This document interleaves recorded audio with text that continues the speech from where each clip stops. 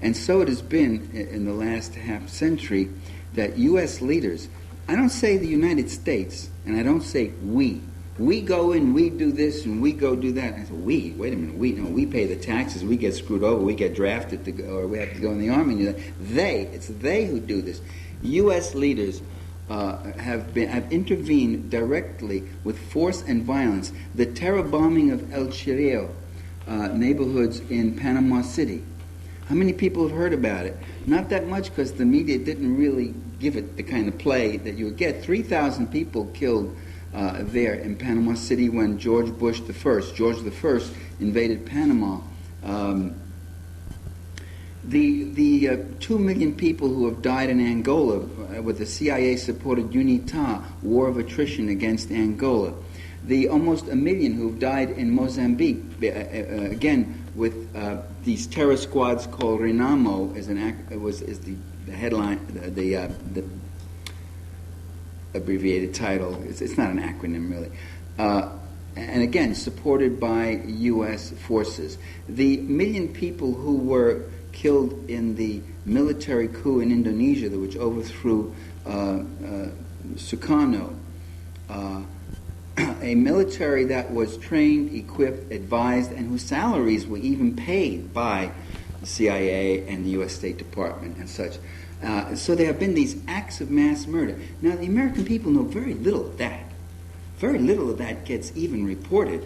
The Indonesian massacre, in fact, wasn't even reported until several months later, and it got a box like this in Time magazine, and one story in the New York Times with an editorial applauding the military and saying that's very good, that's a stabilizing thing. And in Nicaragua, the Contra U.S.-backed troops who went in there and hit what they call soft targets, which were farming cooperatives, schools, community houses, granaries, energy stations, housing projects, just hit them and killing people and terrorizing, spreading terror and disillusion, disabling and destabilizing these countries. Rios Montt. Now this is, by the way, what I'm telling you is all a matter of public record.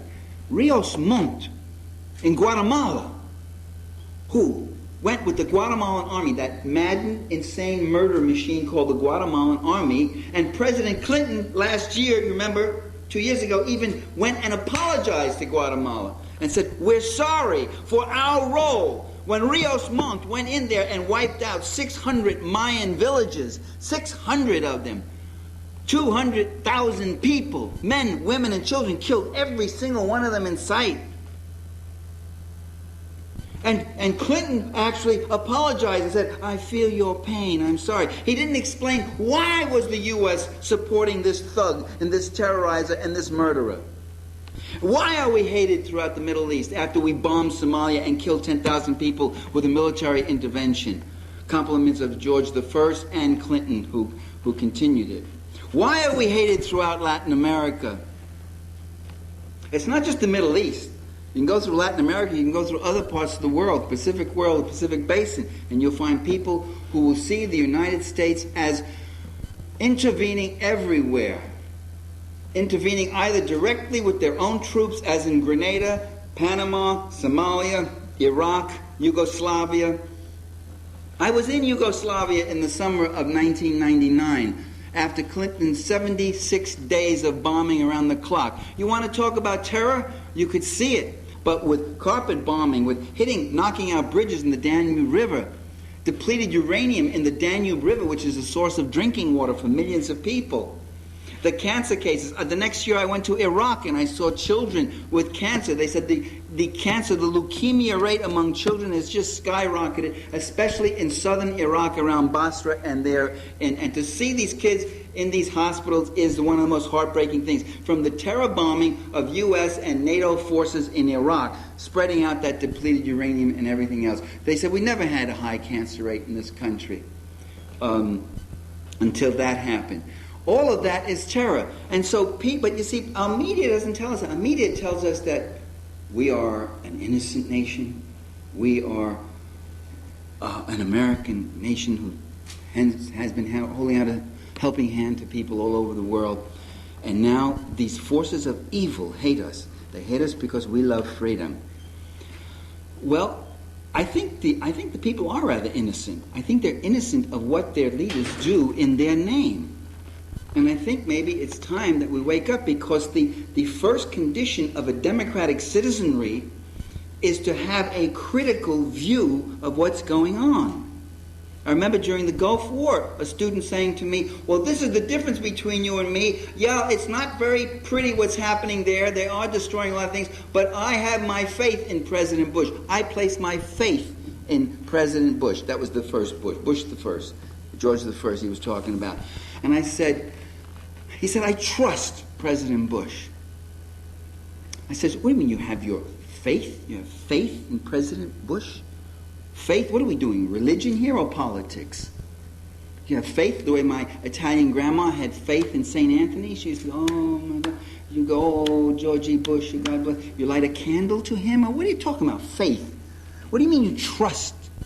Trust, which is something where you put your interest in someone else's hands, something you do only with very close friends and loved ones. And even them, check them out once in a while, right? That's what trust is about. But democracy is about distrust. Democracy is about accountability. Democracy is about exposure. It's about political competition. It's about debate. It's about showing us what are the reasons you're doing this. What are the reasons you want another 20 billion for this, another 20 billion for that? What are the reasons you want to tax us even more and tax us even more? For what? What are the reasons you want to send American boys and girls now over to this country or that country or the other country? What's the reason that we have 350 military bases all over the world? Why do we have our fleet making port in about 40 different countries? Why are we militarizing outer space now with new forms of weaponry we hope which will be able to attack and immobilize whole populations? With new electromagnetic weapons and all this sort of thing. Why are they doing it? Why are we training and supplying and financing the troops and the paramilitaries and the police of scores and scores of other nations? Is it because to guard them from attacking each other? No, El Salvador wasn't going to invade Guatemala. Guatemala wasn't going to invade Nicaragua. Nicaragua wasn't going to invade Honduras. No, it was to arm them to the teeth to keep their own people under the heel of those client state rulers. Well, why would we do that? Why are those U.S. leaders doing that? I would argue that it's not, as they say, to protect democracy in these countries. In some cases, they overthrew democracies. I already gave you an example. In Chile, in 1973. In Guatemala, in 1954. In Haiti, under Father Aristide. Death squads killing Haitians. A popular movement. The people mobilizing themselves for something better.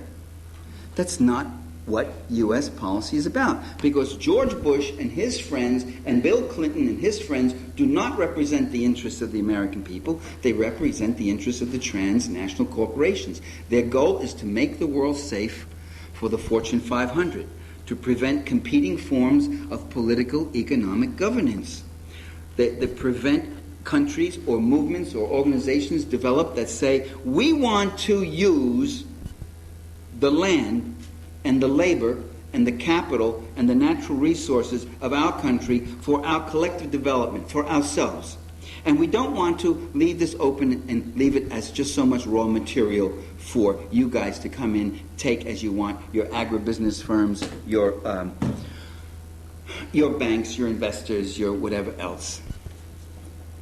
Well, that really is what it is about, I would say.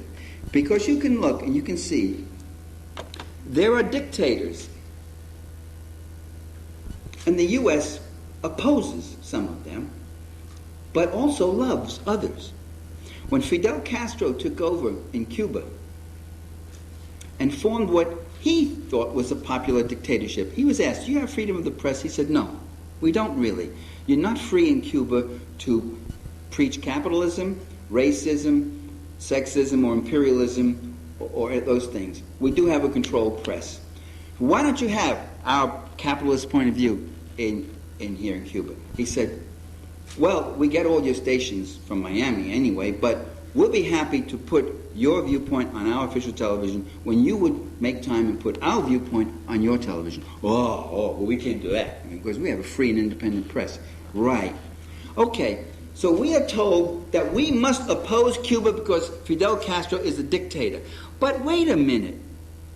Before Fidel Castro took power in 1959, there had been 20 years of rule by a dictator. His name was Batista. Batista was a butcher. He was hated by the Cuban people. And the U.S. loved him, kissed him, hugged him, made nice with him, sent him aid, trained his Guardia Civil and all this sort of thing. What's the difference? What was the difference between Batista and Castro? The difference was that Batista was a cooperative dictator. What does that mean? It means that he opened up his country to U.S. interests. He says, come on in, boys. The tobacco industry here, the best in the world, right? Cuban tobacco, Cuban cigars. It's yours. The cotton industry, the sugar industry, the magnesium, the mining, the shell food, the tourist industry, big one, all yours. You guys come on in. You own it all, Yankees. You can have it. You can profit. And I keep my people down so that they work hard for less. And the less you have to pay them, the more there is for you. And all you got to do, though, is take care of me, my family, my brother Juan, my brother Jose, my cousin this and that. You give me my boodle. You train my police and paramilitary, and we'll take care of everything for you. And so it was a client-state relationship.